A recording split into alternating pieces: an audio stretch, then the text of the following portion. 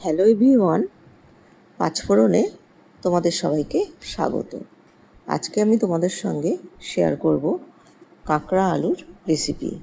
তো কাঁকড়াগুলোকে ভালো করে কেটে ধুয়ে নিয়ে প্রথমে বড় অংশগুলোকে নুন হলুদ মাখিয়ে কড়াইতে তেল গরম হলে কাঁকড়া অংশগুলোকে সুন্দর করে ভেজে নেব, ভালো করে ভেজে নেব। এরপরে যে তেল থাকবে সেই তেলের মধ্যে মাঝারি সাইজের যে অংশগুলো থাকবে সেগুলোকেও আবার একই নিয়মে নুন হলুদ মাখিয়ে সেগুলোকে ভেজে নেব। তারপরে ছোট অংশগুলোকে ভাজব। এই ভাজতে ভাজতেই তোমাদের সঙ্গে একটু গল্প করি। তোমরা আমার এই রেসিপিটা কে কোথা থেকে দেখছো অবশ্যই কমেন্টে জানাবে। পুরো রেসিপিটা দেখো, দেখলে নিশ্চয়ই ভালো লাগবে। যদি ভালো লাগে লাইক, কমেন্ট, শেয়ার ও ফলো করে দিও।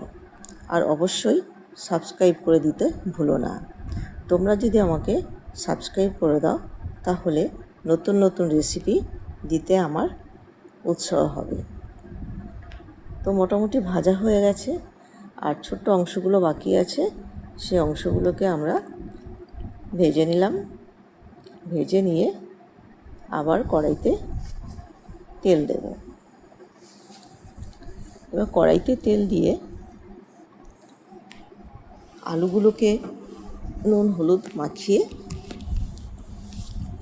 তারপরে কড়াইতে তেজপাতা, শুকনো লঙ্কা আর গোটা জিরে ফোড়ন দেব। কিছু কাঁচা লঙ্কা ছেড়ে দেবো। তারপরে পেঁয়াজ কুচি দেব, রসুন বাটা, আদা বাটা দিয়ে দেব। এরপরে শুকনো লঙ্কার গুঁড়ো দিয়ে দেব।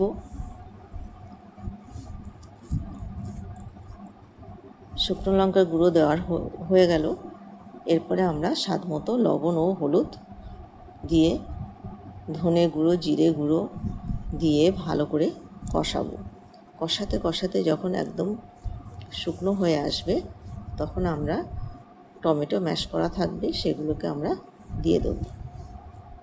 তো ভালো করে কষানোর পরে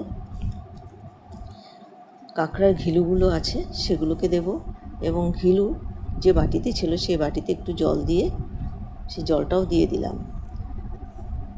কাঁকড়ার এই ঘিলুতে এই তরকারির স্বাদটা আরও বেশি ভালো হবে। তো মোটামুটি আমাদের সব রকম মশলা দেওয়া হয়ে গেল।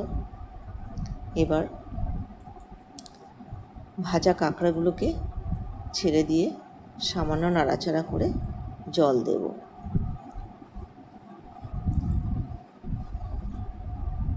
জল দিয়ে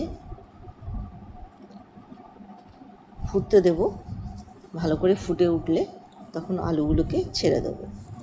এরপরে আমি ঢাকনা দিয়ে দেব যতক্ষণ না আলুগুলো ভালো করে সিদ্ধ হয় আর ঝোলটা একটু মরে যায়। তো মোটামুটি ঝোল আমাদের অনেকটা শুকনো হয়ে গেছে এবং আলুটাও সিদ্ধ হয়ে গেছে। এরপরে দেব গরম মশলা। গরম মশলাগুলো দিয়ে ভালো করে নাড়াচাড়া হয়ে গেলে মাখা মাখা হলে নামিয়ে পরিবেশন করে দেব।